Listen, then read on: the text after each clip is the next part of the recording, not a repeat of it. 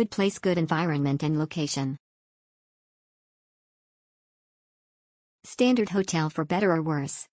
I was walking the Tokaido from Tokyo to Kyoto when I stayed at Toyoko in Shizuoka Shimizu Ekimae. It was the night of New Year's Eve, so there were tons of guests.